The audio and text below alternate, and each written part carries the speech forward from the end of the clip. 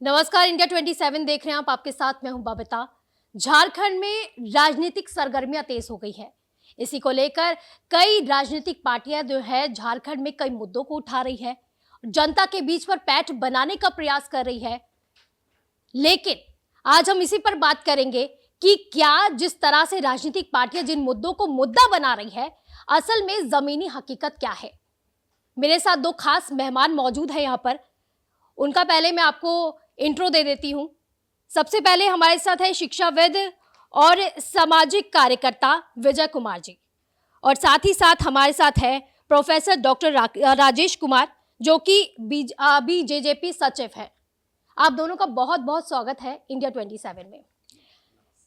विजय जी, शुरुआत सबसे पहले आपसे करना चाहेंगे, क्योंकि हर एक पार्टी जो है कई बड़े मुद्दे लेकर आ रही है, जनता के बीच जा रही है, पैठ बनाने का प्रयास कर रही है। लेकिन अगर असल में, क्योंकि आप इस पर पैनी नजर बनाए रखते हैं, इतिहास को आप पढ़ते हैं, झारखंड में क्या चीज चल रही है उस पर भी आप नजर बनाए हुए हैं, तो अगर मुद्दों की बात की जाए तो क्या वो असल मुद्दे हैं जो झारखंड में हावी रहने वाले इस बार। झारखंड जो राज्य है वो बिहार से निकला हुआ एक राज्य है और ये आदिवासी बाहुल्य राज्य है। और आदिवासी और वहाँ के रहने वाले लोग काफ़ी शांति प्रिय हैं और उनकी संस्कृति बहुत ही संपन्न है। और वहाँ पे मांदर और बांसुरी की आवाज़ गूंजती रहती है वहाँ की फिजाओं में।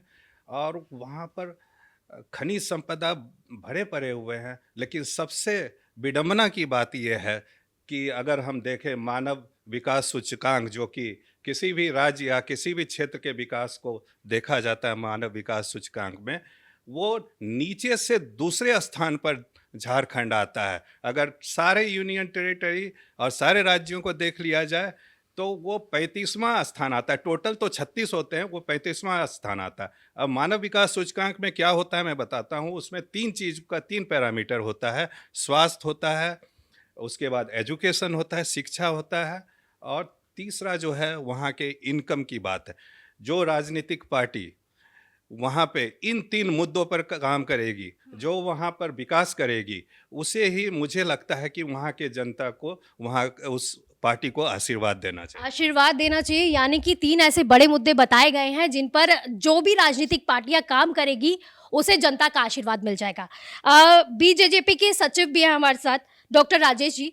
डॉक्टर राजेश जी, क्योंकि अक्सर ये देखा गया, क्योंकि अभी हम बात कर रहे थे विजय जी से, विजय जी ने साफ बोला है, तीन बड़े मुद्दे गिनाए हैं उन्होंने। उन्होंने कहा है जनता का आशीर्वाद मिल जाएगा। लेकिन इसी बीच पहले मैं बीजेजेपी के बारे में थोड़ा सा बता देती हूँ जनता को। एक दल की तरह ये उभर कर आए हैं, एक नया दल है, राजनीतिक दल है, और बाकी हम जो है इनसे जानकारी लेंगे कि आखिर बीजेपी की विचारधारा क्या है, किन मुद्दों के साथ इस बार जो है वो चुनाव में अपना दमखम दिखाने वाले हैं।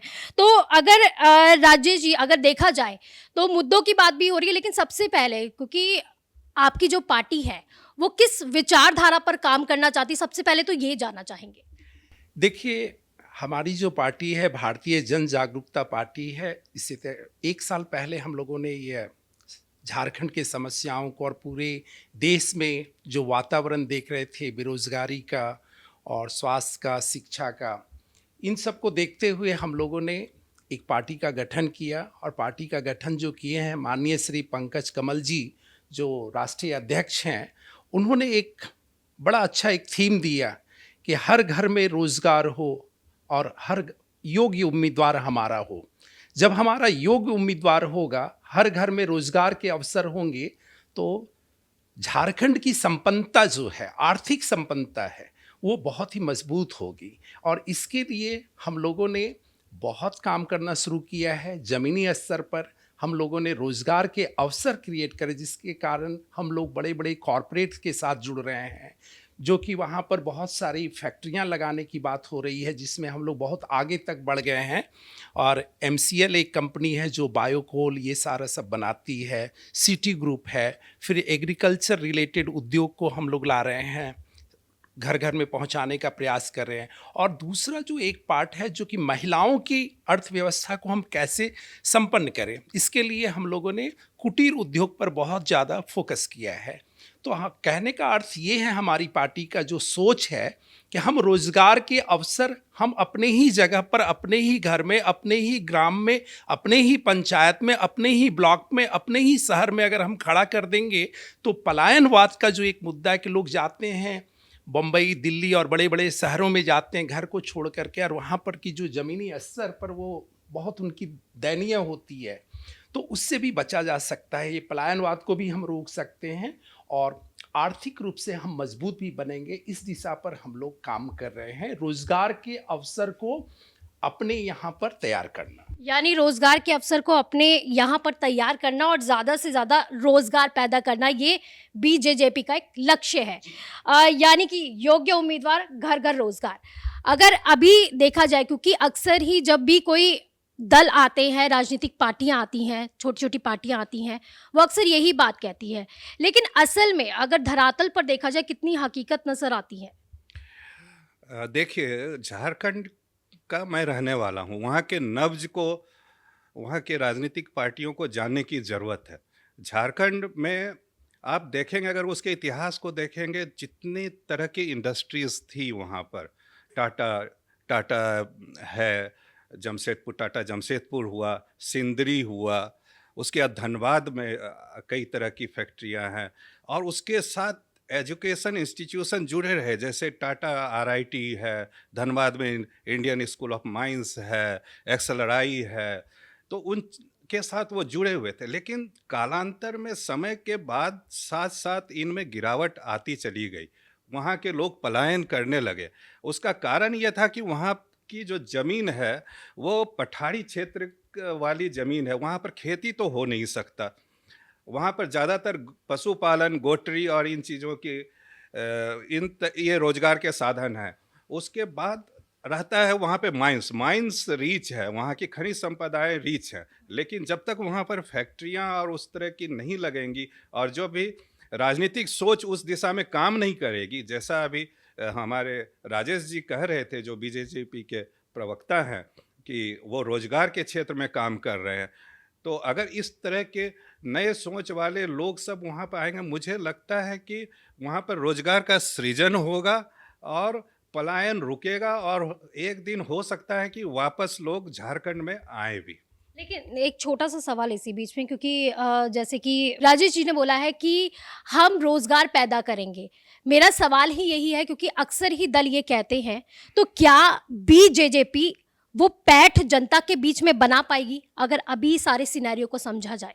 नहीं, राजेश जी से आपके माध्यम से मेरा सवाल ये है, कई राजनीतिक पार्टियां तो वादा करती है, मैं ये जानना चाहता हूँ, जो इनकी पार्टी है या जो इनके संगठन है, वो वहाँ पर रोजगार के लिए चुनाव से पहले क्या उन लोगों ने काम किया है, क्या तैयारियां की है, और चुनाव के बाद क्या तैयारियां करेंगे। क्योंकि वादा करना तो हर पॉलिटिकल पार्टी करते रहती है वादा, और कितना करती है ज़मीनी हकीकत पे वो तो दिखता है हमें। आप, ये प्रश्न मेरे आपके माध्यम से राजेश जी से है। जी, यानी जनता भी ये पूछती है, जो वादा किया है वो निभाना पड़ेगा, लेकिन अक्सर ही जो है राजनीतिक पार्टियां हो, चाहे वो छोटे दल हो या फिर बड़े दल हो या बड़ी पार्टियां हो, वो इन वादों को कहीं ना कहीं जनता से निभाने से चूक जाती है। तो अब जो है, क्योंकि विजय जी भी यही सवाल कर रहे हैं आपसे, आपकी पार्टी से, कि आखिर चलिए ठीक है, अभी तो आप वादा कर रहे हैं कि हम रोजगार पैदा कर देंगे, सारी चीज़ें जैसी हमारे दल को, जैसे ही वहाँ पर जनता एक्सेप्ट करती है, उसे स्वीकार करती है, तो हम ज़्यादा से ज़्यादा रोजगार पैदा करेंगे। लेकिन सबसे बड़ा और अहम सवाल ये हो जाता है, इससे पहले क्या? देखिए, सबसे पहले हम आपको बताना चाहते, देश के 75 साल में आज़ादी के बाद सब पार्टियों ने अपना अपना एक योगदान दिया है इस देश के निर्माण में। हम जो आए हैं, अपनी नई पार्टी जो लेकर के, बीजेजेपी जो लेकर के आए हैं आपके पास, ये एक सकारात्मक राजनीति करने के लिए आई है, एक पॉजिटिव और एक जियोपॉलिटिक्स का जो सही मायने में जो अर्थ होता है ब्रॉड हॉराइजन में, हम उसको करने के लिए आए हैं।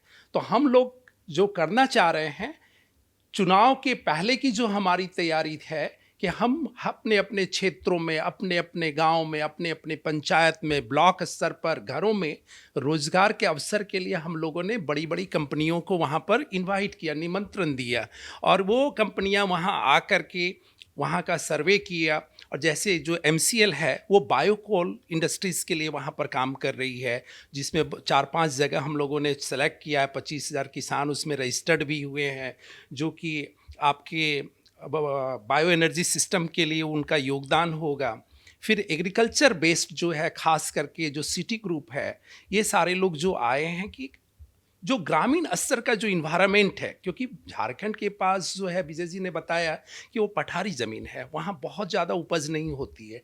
तो हम एक एग्रीकल्चर बेस्ड जो इकोनॉमी है, जो सोशियो इकोनॉमिकल स्ट्रक्चर को हम कैसे चेंज करेंगे, इसके लिए जो बीजेपी ने प्लान किया है, हमारी पार्टी ने प्लान किया है कि हम किसान को कैसे मजबूत बनाएंगे। इसके लिए तरह तरह के रोज़गार के जो अवसर हैं, एग्रीकल्चर बेस्ड इकोनॉमी को हम लोग लाना चाह रहे हैं।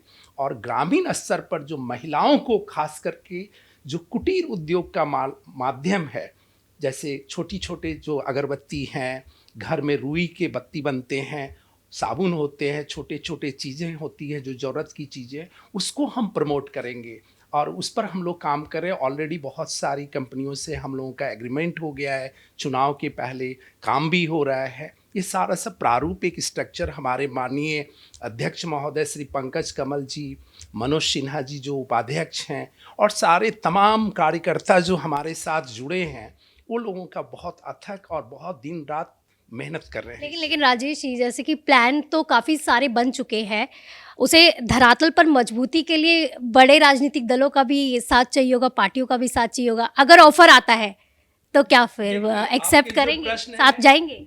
आपके जो प्रश्न है उसका सीधा मुझे राजनीतिक दल का समर्थन और ये सब तो हम नहीं कह सकते हैं, लेकिन मुझे जनता का साथ चाहिए, जनता का आशीर्वाद चाहिए। जनता में मुझे यह पैठ बनाना होगा हम लोगों को, जा कर के घर घर में, डोर टू डोर में, कि वो हम पर विश्वास करे कि नहीं, ये हट कर के आए हैं पॉलिटिक्स करने के लिए। यहाँ पर इनके पॉलिटिक्स में और इनके कथनी और करनी में अंतर है। अब तक का जो पॉलिटिकल जो सिनेरियो होता था, उसमें एग्रीमेंट होता था, वादा करते थे लेकिन निभाते नहीं थे। हम पहले निभाने का प्रयास कर रहे हैं, फिर हम आगे की ओर बढ़ेंगे। तो अगर देखा जाए, क्योंकि मुद्दों की बात हो रही है, राजेश जी सवाल सीधा आपसे है, क्योंकि झारखंड में चुनाव होने वाले हैं, आपकी पार्टी कितनी तैयार है, आपका दल कितना तैयार है, कितने कैंडिडेट्स अभी तक आप लोग जो है तैयार कर चुके हैं इस लड़ाई को लड़ने के लिए? देखिए, अभी फिलहाल हम लोगों ने 3 कैंडिडेट को तो डिक्लेयर किया है।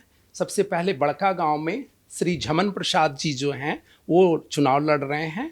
उनका जो है झारखंड के आंदोलन से ही उनका बहुत बड़ा संघर्ष रहा है और समाज में उनकी अच्छी पहुंच है, घर घर में उनका नाम है। वो वहाँ से बड़का गांव से लड़ेंगे और उम्मीद है वह बहुत ही अच्छा करेंगे।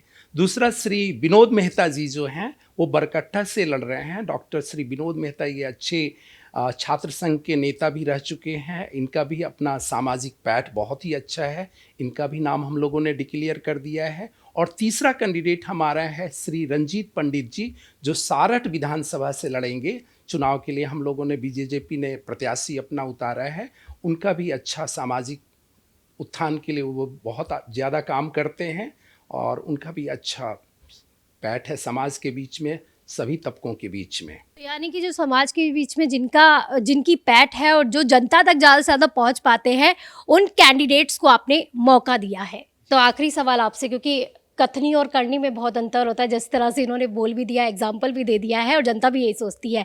अभी तक आपने राजेश जी को सुना है, विजय जी कितना इत्तेफाक रखते हैं इनकी बातों से? क्या जो ये कह रहे हैं हमें जनता का साथ चाहिए और बड़े पार्टी या दलों के साथ हम नहीं जाएंगे, कितना लगता है, कितनी सच्चाई इस पर दिख रही है? यह तो चुनाव परिणाम पे दिखेगा। और ख़ास करके जैसा ये बता रहे हैं कि कुछ इन लोगों ने धरातल पर काम शुरू किया है, तो मुझे लगता है कि ये एक अच्छी शुरुआत है। और देखते हैं कि वहाँ पर रोज़गार का अवसर, जैसा ये बोल भी रहे थे कि वहाँ पर इन लोगों ने बायोकोल और एग्रीकल्चर के क्षेत्र में, कुटीर उद्योग के क्षेत्र में काम ऑलरेडी शुरू कर दिया है। तो ये अच्छी शुरुआत है। मुझे लगता है कि और भी राजनीतिक पार्टियों को इसकी अनुकरण करने की ज़रूरत है, जुमला देने के बजाय। आगे जा कर के वो पार्टी जो वादा करती है उसको पहले ही निभाना शुरू करे, इस तरह का हो। लग रहा है बीजेपी वादा निभाएगी और छोटे दल से सीधा बड़े दल की ओर भी जा सकती है। फिलहाल के लिए बहुत बहुत शुक्रिया आप दोनों का इंडिया 27 के साथ जुड़ने के लिए।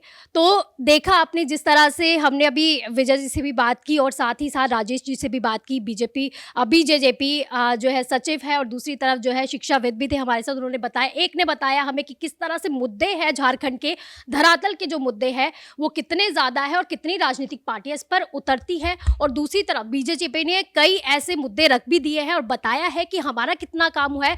लेकिन अब देखने वाली बात यह होगी कि जब रिजल्ट आएंगे और रिजल्ट में तब पता चलेगा कि जनता का साथ किसके साथ कितना गया है। फिलहाल के लिए इतना ही। आप देखते रहिए इंडिया 27। नमस्कार।